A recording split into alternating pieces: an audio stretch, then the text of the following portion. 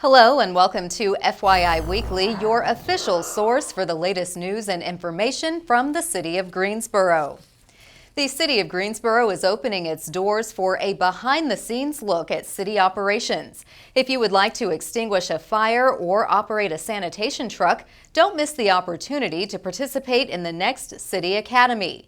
The city is accepting applications for this popular civic education program now through July 1st. City Academy is free and there are 25 slots open for eligible participants. The weekly classes are held from 5:45 p.m. to 9 p.m. from September through November. Graduation will take place during the City Council meeting on November 21st. The program also offers 2 optional elective sessions with the Greensboro Police Department, providing participants the opportunity to experience hands-on training with firearms, impaired driving, the K-9 unit, and other topics. City Academy offers a behind-the-scenes look into city government through hands-on activities that take place in various city locations. City Manager Jim Westmoreland says City Academy prepares our residents to serve on city boards and commissions, as well as other volunteer opportunities. City Academy is open to adults who reside within the corporate limits of the City of Greensboro.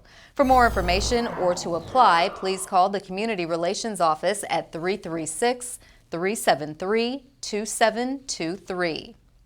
Residents who took part in the city's 2015-16 participatory budgeting process voted to create a public art mural in downtown Greensboro on the Belmead parking deck. A request for qualifications has been issued for the project. Local and international artists are welcome to compete for this mural project. Once the city chooses 3 qualified artists, each artist will propose a design for the project and each will be compensated $500 for their proposal. The final proposal selected by the city will have until September 1st to complete the project. The artist will receive a stipend of up to $12,000. The deadline to apply is 12 noon on Monday, June 5th. Visit the city's website to learn more about the participatory budgeting process and to view the 2015-16 results and updates. The Parks and Recreation Department has partnered with volunteers from Syngenta and The Forge to provide a series of small nesting boxes specially designed for wood ducks. These nesting boxes can be found at the Keeley Park Pond on Keeley Road in McLeansville. Syngenta employees built 5 of the 3-foot-tall wooden boxes with the help of The Forge, a downtown facility that provides tools and space for craftsmen. Each box was laser stenciled with a Darth Vader design created by a local artist. Wood ducks are a small, colorful waterfowl that like to nest in tree cavities. Nesting boxes were used to bring the wood duck species back from the brink of extinction in the 1930s and continue to be used today. The Parks Department sees this project as a great opportunity to partner with skilled craftsmen and community volunteers to provide a better habitat for these beautiful birds. In an effort to help our employees and residents live the best life possible, the city has partnered with Cone Health for a series of brief and informative videos we're sharing in hopes of inspiring you to invest in yourself by getting fit and staying fit. Let's check in with our friends at Cone Health for today's News for Your Health.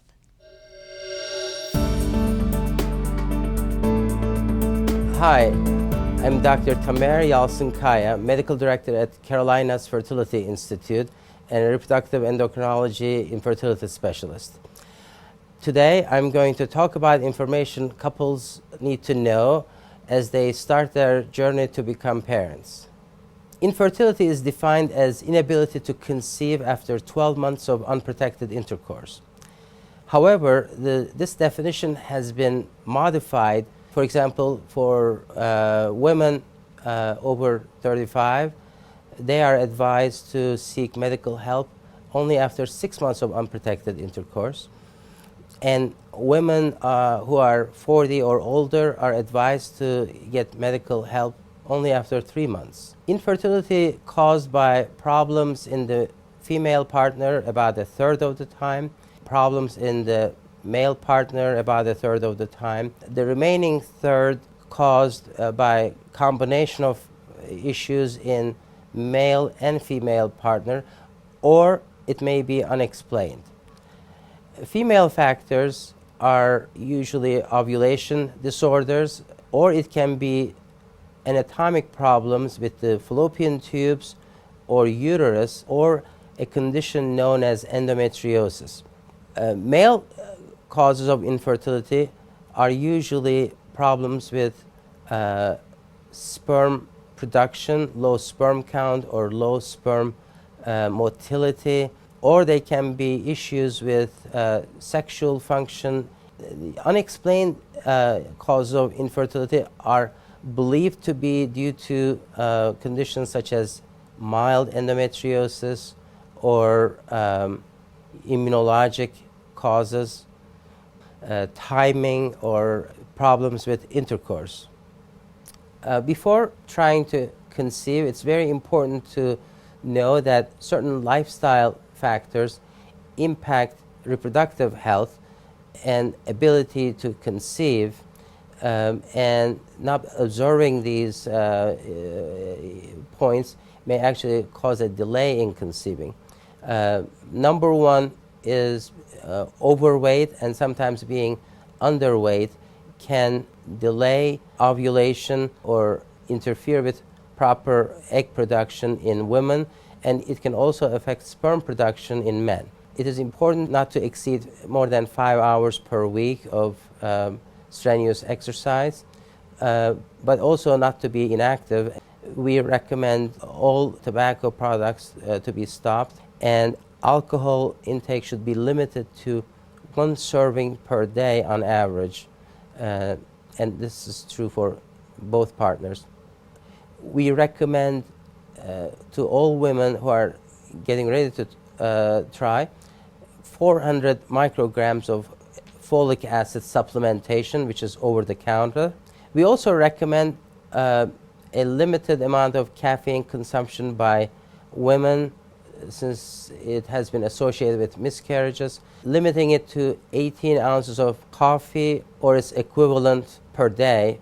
Particularly for men, it is important to watch their occupational exposure to toxic chemicals.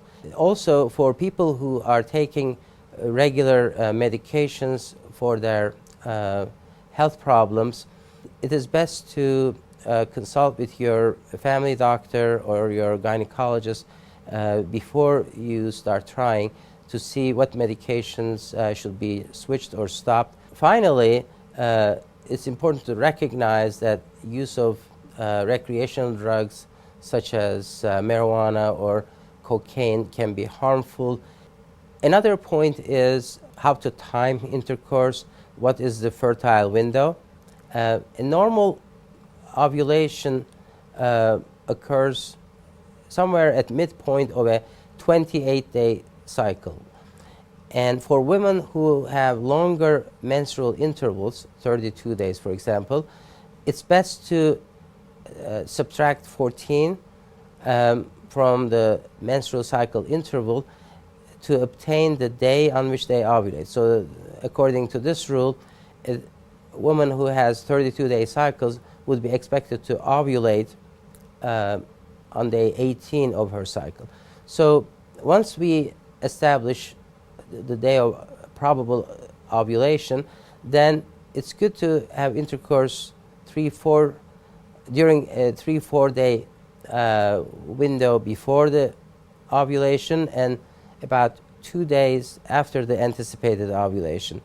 During the journey to have a baby, it's important to talk to your physician, your primary care provider, and also to seek help from a specialist when certain red flags exist in the individual partners, such as previous history of tubal surgery or endometriosis, either in the person or in her family, or prior exposure to cancer agents and such. Thank you for joining me. I hope you find this information helpful as you continue on your journey to have a baby. For more information, please go to conehealth.com/infertility. I'm Dr. Tamer Yalçınkaya. Thank you.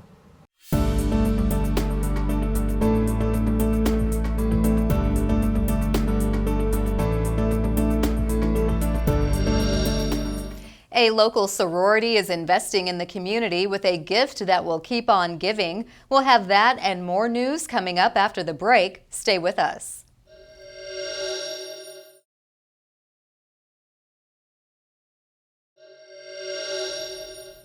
Welcome back to FYI Weekly.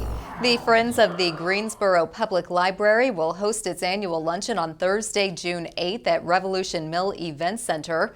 Lisa Lucas, Executive Director of the National Book Foundation, will be the keynote speaker. Appointed as Executive Director of the National Book Foundation in February 2016, Lucas was previously the publisher of Guernica, an arts magazine with an international and political focus. Lucas has also worked with several nonprofits such as the Tribeca Film Festival and Steppenwolf Theater in Chicago. Since 1986, the National Book Foundation has overseen the prominent National Book Awards, which were established in 1950. Alan Johnson, editorial page editor at the News and Record, will moderate the conversation with Lucas as they discuss literature and the joys of reading. The event starts at noon and will take place at 900 Revolution Mill Drive. Seating is limited and reservations are required. For more information, send an email to bibliolea@aol.com. Ivy Gardens, the city's newest community garden, is officially open. The garden is located at the Brown Recreation Center at 302 East Vandalia Road. The project is the result of a $1,000 donation from the Alpha Kappa Alpha sorority Sigma Kappa Omega chapter. Ivy Gardens will be a club garden overseen by a board made up of members and participants. They will manage the space, including upkeep, planting, and harvesting. Organizers plan to donate most of the produce raised in the garden. It will go to food pantries located in the communities served by the Recreation Center. The Garden Club plans to teach residents how to grow food either in their yards or on porches, as well as volunteer in Brown's after-school program. For more information about Ivy Gardens, please call Liz Lennon, the Recreation Center supervisor, at 336-373-2920. The Parks and Recreation Department is seeking volunteers to assist with the U.S. Youth Soccer Southern Regional Tournament taking place at Bryan Park Soccer Complex June 23rd through 29th. This tournament draws youth teams of all ages from 12 states across the Southeast to Greensboro for a premier event. Volunteers for this event can assist as a parking greeter or with golf cart and radio checkout. Shifts range from 2 to 4 hours, and individuals are invited to volunteer for more than one shift during the week-long tournament. Volunteers can sign up online, or for more information, please call 336-373-7507. In an effort to spotlight and celebrate the entrepreneurs, the artists, the community builders, and essentially the next generation of leaders, the City of Greensboro is proud to partner with Action Greensboro to introduce our Made in Greensboro series. This day, we place the spotlight on tennis pro turned entrepreneur Fred Robinson.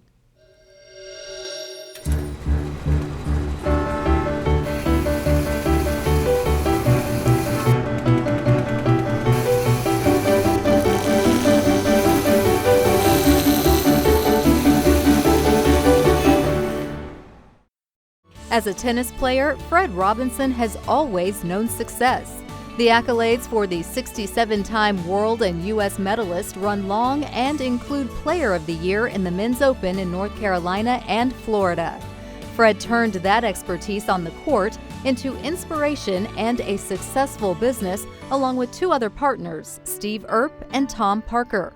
Nearly a decade ago, though, while still playing, Fred noticed that standard compression gear designed for muscle and joint pain or injuries had little effect, was uncomfortable, and seemed to be well behind the advances of fabric science.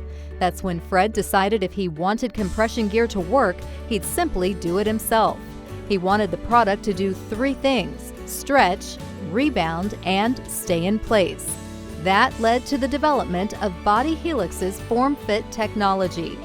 Body Helix is now being recommended by doctors and rehab specialists, along with athletic trainers, physical therapists, massage therapists, occupational therapists, and chiropractors.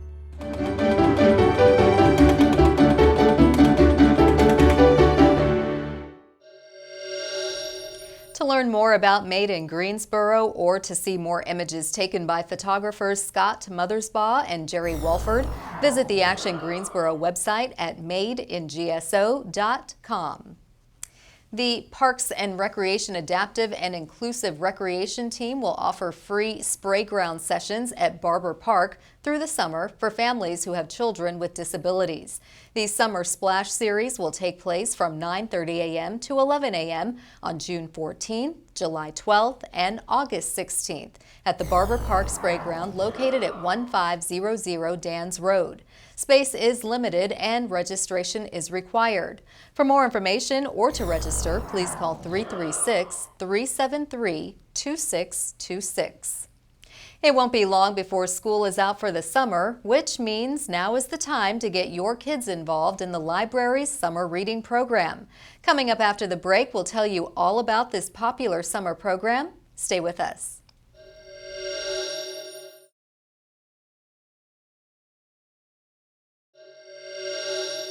Welcome back.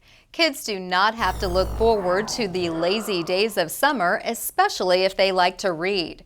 The summer reading program is the ideal option for kids to take advantage of during the summer break. And joining me now to tell us about the activities involved in summer reading is Tammy Miller. She is the Youth Services Coordinator with the Greensboro Public Library. Hello, Tammy. Welcome to the show. Thank you. Thank you for being here. So summer reading at the library is somewhat of a tradition, and it's a program that you and your team have been hosting for quite some time. So tell me, what is this about and why do you do this each year? Well, the summer reading program really has two components. One is a reading prize program where they can earn prizes for reading books during the summer. The other part is free library events going on all summer long that are designed to be both educational and fun. And the reason we do it is just that, the educational and the fun. We want families to have the opportunity to provide their kids with quality events and ways to engage their time in a positive way during the summer. And so all of our programs are designed to provide educational learning experiences, but fun is important in the summer too. And at the library, you can get both. Okay, and I love how the library has really changed from when I was a child growing up. It was very sterile, very quiet. You get your book, you find a corner, you sit down and read. Tell me, what kind of activities do you have for the kids during summer reading? There are so many activities going on this summer, and we have calendars here with all the information. Our theme this summer is Build a Better World. And we're going to have things such as an aerialist that will be coming in and demonstrating. We have parties like a Harry Potter party, a Star Wars festival. There'll be occasions where kids can build things, even with marshmallow construction. Oh, wow. And animals, live animals from the zoo. There's so many things. I encourage everybody to pick up one of these calendars and look for themselves and see the variety that we have for kids this summer. I sense that you take the story out of the book and make it real. Exactly. It's just a lot of, we're really focusing on engagement and hands-on interactive learning. And this, especially in summer, it's a great time to do that. Okay, and there's a little competitive factor. You mentioned prizes as part of the reading program model. How do you win a prize and how does that work? Well, with the prizes, we really want to reward reading during the summer and encourage kids to do more of it. But we also want to make it really simple and easy for families. So what families and kids can do is come into the library now and pick up a reading sheet, set their own goal, whatever they want to do, then start writing down the books as they read them. And then they can bring that back in July, and whatever they've read, we have prizes for everyone. Keep on reading, get another set of prizes in August. So it's a way to recognize what everyone's doing on their own level, including kids who are being read to. So we even have prizes for them, and we have a separate program for teens as well, so they can pick up things and have prizes in a different way. Okay, so tell me, overall, this is a fantastic program. You're exposing kids to the art of reading, the fun of reading, and with your activities, like I said, bringing the stories to life, so to speak. How are you changing these kids' lives and the impact on the community? One of the big impacts that I think this offers is the fact that it's free and open to everyone. We provide for programming and the reading incentives for all ages, from birth all the way up to high school, and there's even an adult summer reading program going on this summer. We have it going on at our 8 locations throughout the city, so it's really accessible to everyone and open to everyone. But also the fact that we want to step in, especially during the summer when kids are not in school, and to make sure that they have the opportunity to be engaged with learning and with reading, and not lose ground academically, which sometimes happens if kids are not reading or they're not involved in an academic or intellectual activity. So this is something that the library can do to support what the schools have done all the school year, and then now have fun, definitely fun, Absolutely. but also educational as well, and supporting that reading. Okay, well, you've given us a really great overview and an explanation of the summer reading program. How can parents and teens, kids of all ages, get more information and make sure that they're registered? Well, everything is on our website, all the information that you need. And you can find the whole calendar for kids and teens there on the website. But we really encourage people to come in to the library. They can pick up a print calendar and go ahead and get their reading materials started, and then come back and visit us all summer long. It's really a great place for kids. Wonderful. Well, I've been to the library. It's a beautiful facility and a great place to be. Thank you, Tammy, for stopping by and letting us know about the summer reading program. Looks like and sounds like so much fun. Come back and see us. Thank you. Thank you. Stay tuned for a little-known fact about Greensboro as we tell you something about the city. That's coming up after the break. Stay with us.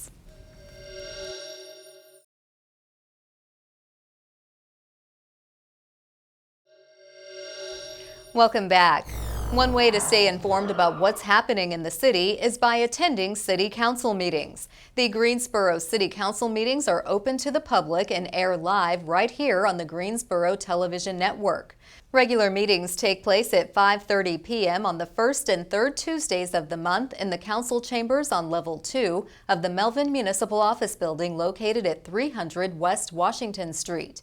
To review the council meeting schedule, please visit greensboro-nc.gov/council meetings. Here's an opportunity to learn a little something about the city. A sign outside of the Porter Drugstore on Elm Street reads, "In this store, Lunsford Richardson, during his joint ownership from 1890 to 1898, developed a line of home remedies of which Vicks Vapor Rub became world-renowned for the relief of the common cold." Richardson and a partner bought the drugstore from O. Henry's uncle. His manufacturing operation brought fame to the city for many years. The Greensboro History Museum contains a reproduction of the drugstore during Richardson's ownership, and visitors can actually step inside. The current building was built in the late 1920s. The upper floor still has the original Renaissance Revival style finish, but the ground floor has been greatly changed. The ornate terracotta panels of the second-story windows are important architectural features. The building was recently renovated for law offices. You can stop by and take a look. The building is located downtown at 121 South Elm Street. Coming up after the break, we'll tell you what's going on in the city if you're looking for something to do this week.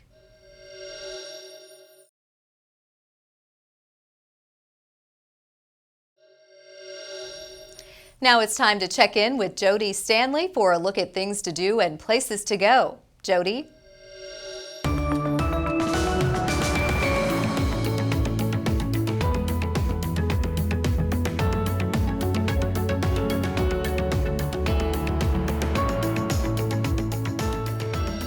Thanks, Carla.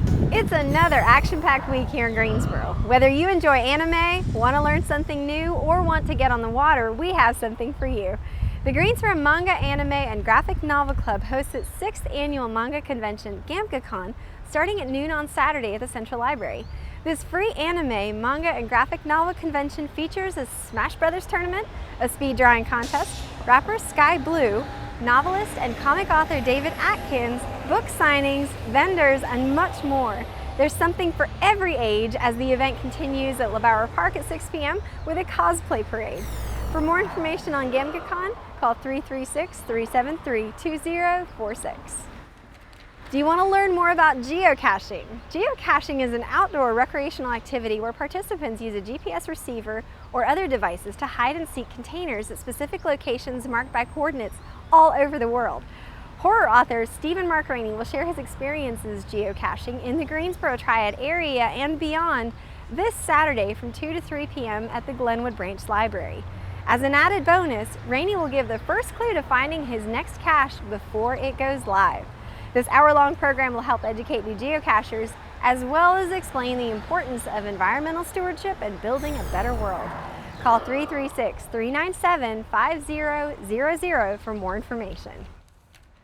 Now that summer is here, make some time to get out on the lake. Lake Higgins will host night paddles on the 2nd and 4th Wednesday nights this summer from 8 to 10 p.m. You can bring your own boat or rent one at the lake. Enjoy a beautiful summer night out on Lake Higgins. To reserve a boat, call 336-373-3739. Lake Brant also hosts night paddles the 1st and 3rd Wednesday nights now through August 16. Kayaks, canoes, stand-up paddleboards, and sailboats can be rented seasonally. For more information, visit greensboro-nc.gov/lakes. Back to you, Carla. Thank you, Jody. The City of Greensboro has 22 departments and several divisions committed to serving you, our residents and visitors. Let's go behind the scenes in our department spotlight. Field Operations is a diverse department that provides many of the city's critical services. You are probably more familiar with the services provided by our Field Operations team than you realize. Field Operations is responsible for trash, recycling, yard waste, and loose leaf collection. This is the department in charge of maintaining our streets, stormwater, and right-of-way maintenance. Field Operations also includes street cleaning, snow and ice removal, solid waste disposal, the White Street landfill, solid waste transfer station, and the Household Hazardous Waste Collection Center. Thank you to our Field Operations employees and all they do each day to keep the city up and running. On the other side of the break is this week's Way to Go GSO shout-out. Stay with us.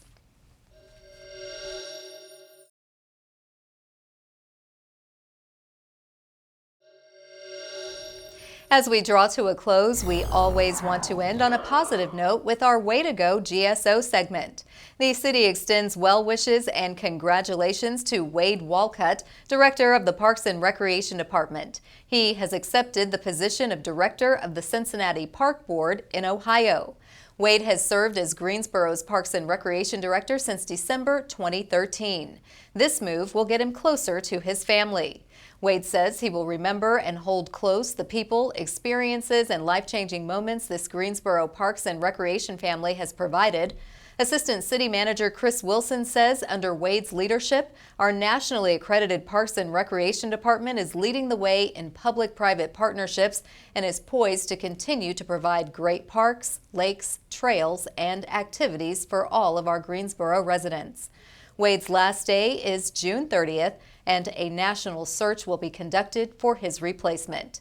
Thank you, Wade, for all you've done, and we'll miss you here on GTN. That concludes this edition of FYI Weekly, but you can easily stay connected to the latest city news by linking to us on Facebook, Twitter, YouTube, and Instagram. For all of us here at the City of Greensboro, thanks for watching, and we'll see you next time.